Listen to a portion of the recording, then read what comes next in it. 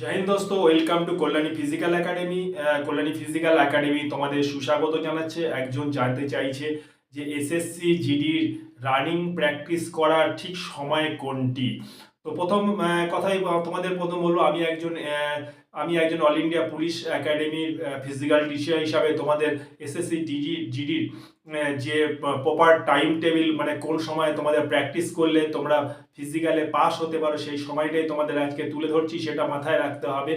তোমরা যখন লাইনে যাবে তখন কিন্তু কোন সময় তোমাদের ফিজিক্যাল হবে তখন কিন্তু ভগবান স্বয়ং নিজেও বলতে পারবে না।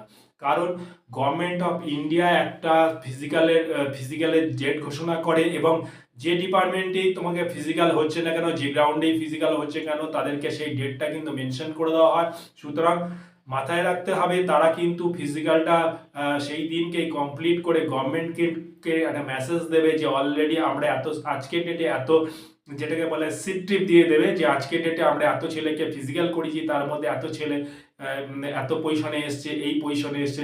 সেই দিনকার সিট ট্রিপ কিন্তু দিল্লিতে চলে যাবে। সুতরাং ব্যাপারটা আশা করি বুঝতে পারছো তোমরা। সুতরাং রোদ হোক, বৃষ্টি হোক, ঝড় হোক, জল হোক, তো সুতরাং সব ওয়েদারে তোমাদের প্র্যাকটিস করতে হবে। তোমরা যারা ভাবছো সকালবেলায় ঘুম থেকে উঠেই একটু 5 কিলোমিটার প্র্যাকটিস করলে হবে না, রোদের সঙ্গে অ্যাডজাস্টমেন্ট করতে হবে। দেখা গেল কড়া রোদ 12টার সময় তোমাদের দৌড় করে দিলে তোমাদের জিভ বেরিয়ে যাবে, সুতরাং দমের অনেক ঘাটতি পড়ে যাবে। এবং সব ওয়েদারে তোমাদের প্র্যাকটিস করতে হবে।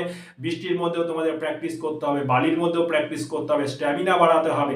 সুতরাং যারা ভাবছো যে আমরা ঘরে বসে বসেই না দৌড়েই 5 কিলোমিটার ক্রস করে যাবো, তারা মূর্খের দেশে বাস করছো। কারণ এখন সারা ভারতবর্ষ ব্যাপী টাফ কম্পিটিশন, সব ছেলেরাই ফিজিক্যাল করছে, সব ছেলেরা রানিং করছে। তুমি শুধু বিছানায় শুধু বসে বসে যদি ইউটিউবে দেখেই 5 কিলোমিটার দৌড়ে নাও, তাহলে কিন্তু তুমি দৌড়াতে পারার সক্ষম হবে না। আশা করি তোমাকে প্রিপারেশনের জন্য কল্যাণী ফিজিক্যাল একাডেমিতে আসতে হবে, এবং কল্যাণ ফিজিক্যাল একাডেমিতে all India police academy instructor রয়েছে, লেডি এবং জেন্টস। যারা মেয়েরা ঘরে বসে দেখছো, তোমরাও আসতে পারো। এবং তোমাদের আগেও আমি অনেক ভিডিও জারি করছি। মেয়েরা অনেক সুরক্ষিত যে ডিফেন্সে, এবং তাদের ডিসিপ্লিনও হাই দরজার হয়, এবং ছেলেদের থেকে তারা কিন্তু কোনো অংশে কমিয়ে নেয়। আশা করি ব্যাপারটা বুঝতে পেরেছি। জয় হিন্দ, বন্দে মাতরম।